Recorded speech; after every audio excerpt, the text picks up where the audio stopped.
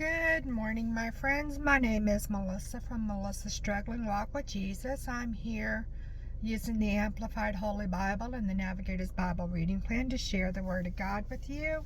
And in this video, I will be sharing Judges chapter 2 and 3. Chapter 2 starts out with Israel rebuked, and it says, "Now the angel of the Lord came up from Gilgal to Bochim, and he said, I brought you up from Egypt and led you to the land which I swore to give to your fathers. And I said, I will never break my covenant with you." Check out Exodus chapter 20, verse 2, and Exodus chapter 23, verse 32. In this verse where it says angel, angel has been capitalized here to reflect the likelihood that it is God appearing in a visible form. See the note in Genesis chapter 16, verse 7. All right, verse 2.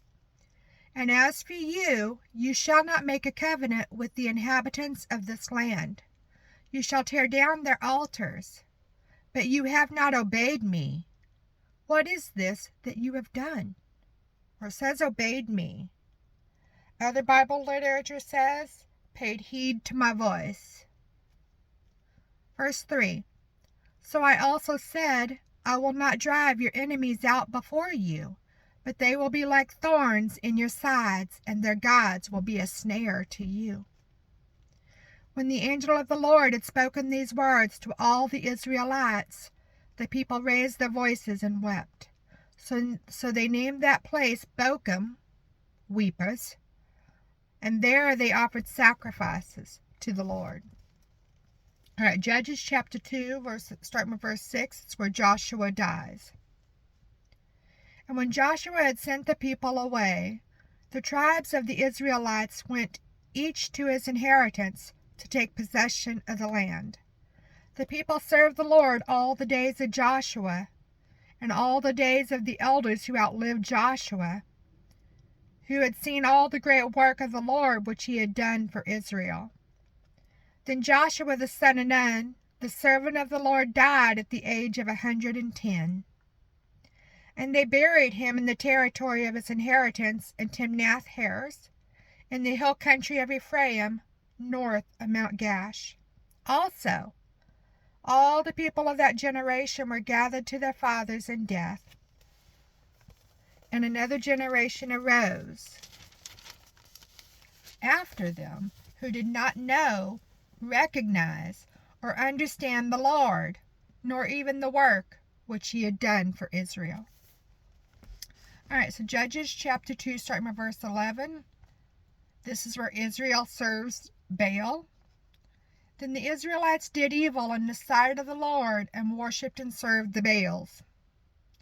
And they abandoned the Lord, the God of their fathers, who brought them out of the land of Egypt. They followed other gods and the gods of the peoples who were around them, and they bowed down to them, and offended and provoked the Lord to anger." Verse 13. "So they abandoned the Lord and served Baal, the pagan god of the Canaanites, and the Ashtaroth."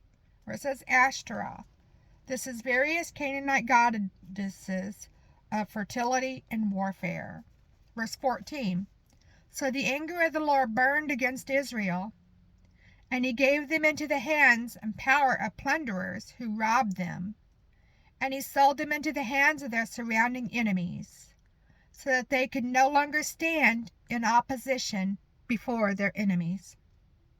Wherever they went,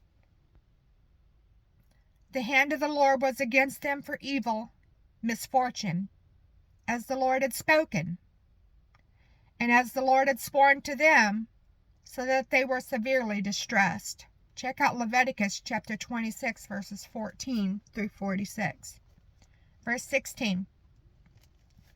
"Then the Lord raised up judges who rescued them from the hands of those who robbed them." Where it says judges, the judges were military leaders called out by God to defend and rescue Israel from the opposition of the pagan nations.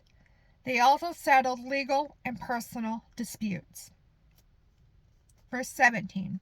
"Yet they did not listen to their judges, for they played the prostitute after other gods, and they bowed down to them. They quickly turned aside from the way in which their fathers had walked in obeying the commandments of the Lord.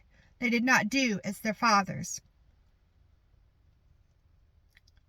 When the Lord raised up judges for them, he was with the judge, and he rescued them from the hand of their enemies all the days of the judge. For the Lord was moved to pity by their groaning because of those who oppressed and afflicted them. Verse 19.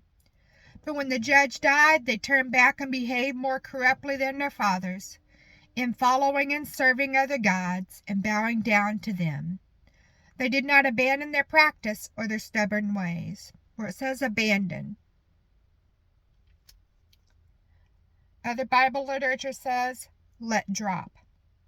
Verse 20.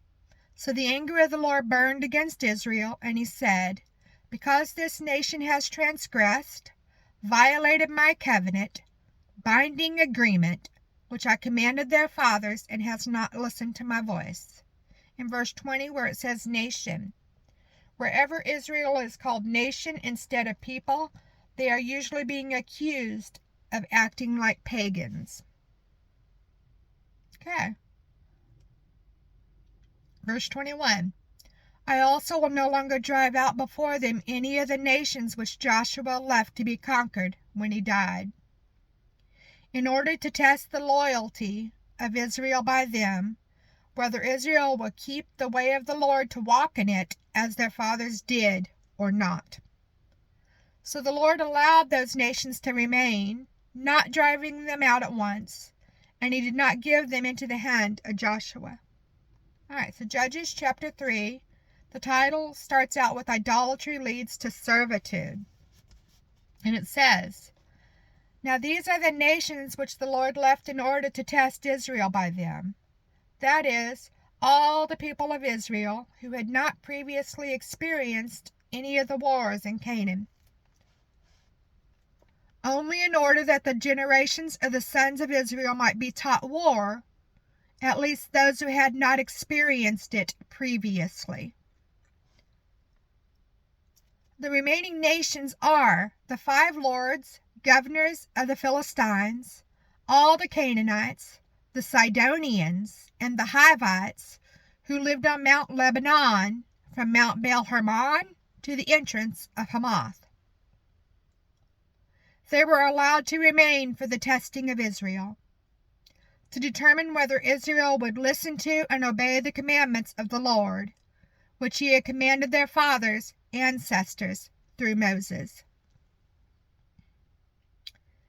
And the Israelites lived among the Canaanites, Hittites, Amorites, Perizzites, Hivites, and Jebusites. And they took their daughters for themselves as wives, and gave their own daughters to their sons, and served their pagan gods. Check out Exodus chapter 34, verses 12 through 16, verse 7. And the Israelites did evil in the sight of the Lord, and they forgot the Lord their God, and served the Baals and the Ashtaroth. Check out Judges chapter 2, verse 13, where it says Ashtaroth. These are various Canaanite goddesses of fertility and warfare. Verse 8. So the anger of the Lord was kindled against Israel, and he sold them into the hand of Cushan-Rishathaim, king of Mesopotamia, and the Israelites served Cushan-Rishathaim 8 years. Where it says Mesopotamia. Hebrew, Aram, Naharaim, Aram of 2 rivers. All right, verse 9. All right, Judges chapter 3, starting at verse 9. The title is The First Judge Rescues Israel. But when the Israelites cried out to the Lord for help, the Lord raised up a man to rescue the people of Israel. Othniel, the son of Kenaz, Caleb's younger brother. Where it says man in verse 9. Other Bible literature has the word deliverer. Also in verse 9, where it says Othniel. Othniel was the first of the 12 people God appointed to rescue and lead Israel. In addition to specific judicial duties, the judges served as both civil and military leaders. All right, verse 10. The Spirit of the Lord came upon him, and he judged Israel. He went out to war, and the Lord gave Cushan-Rishathaim, king of Mesopotamia, into his hand, and he prevailed over Cushan-Rishathaim. And the land was at rest from oppression for 40 years. Then Othniel the son of Kenaz died. Now the Israelites again did evil in the sight of the Lord. And the Lord strengthened Eglon king of Moab against Israel, since they had done what was evil in the sight of the Lord. And Eglon gathered to him the sons of Ammon and Amalek, and went and struck down Israel in defeat. And they took possession of the city of palm trees, Jericho. And the Israelites served Eglon king of Moab 18 years. Judges chapter 3, starting with verse 15, the title goes into Ehud rescues Israel from Moab. Verse 15 says, But when the Israelites cried out to the Lord for help, the Lord raised up a man to rescue them, Ehud the son of Guru, a Benjamite, a left-handed man. And the Israelites sent a gift of tribute by him to Eglon king of Moab. In verse 15, where it says man,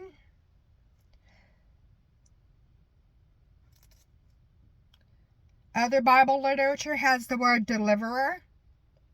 And where it says a left-handed man, other literature says bound in his right hand. Verse 16. Now Ehud made for himself a sword, a cubit long, which had 2 edges, and he bound it on his right thigh under his robe. In verse 16, where it says cubit, this is about 18 inches.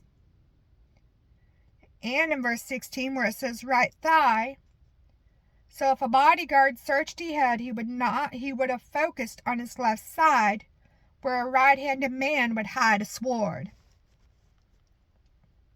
Verse 17, and he brought the tribute to Eglon the king of Moab. Now Eglon was a very fat man.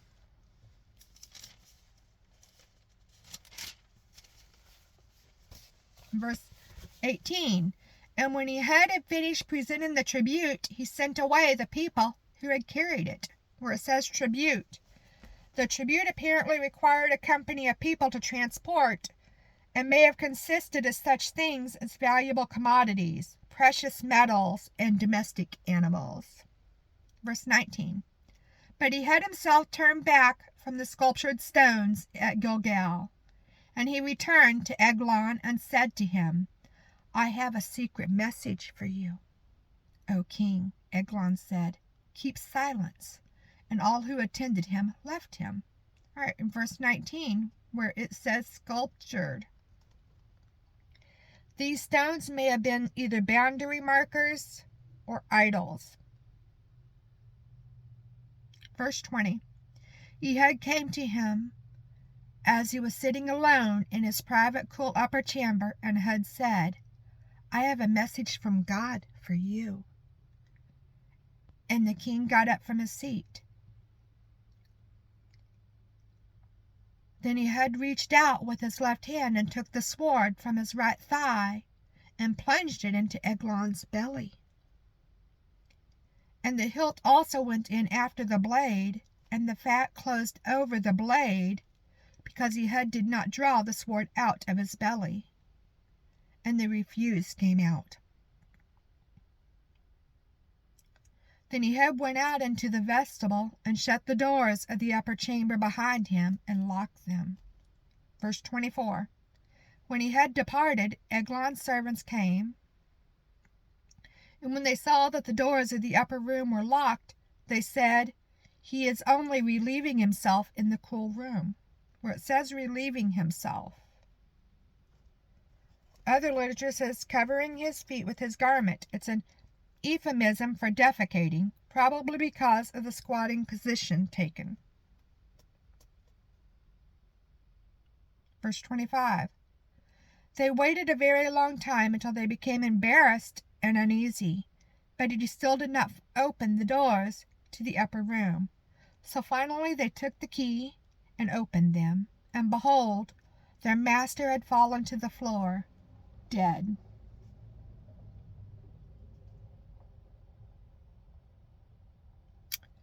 Now he had escaped while they lingered, and he passed beyond the sculptured stones and escaped to Seirah.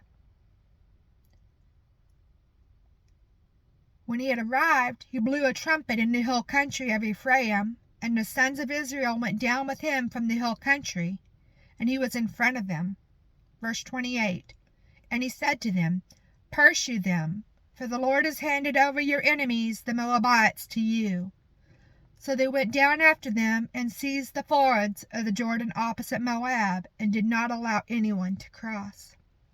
Where it says fords in verse 28.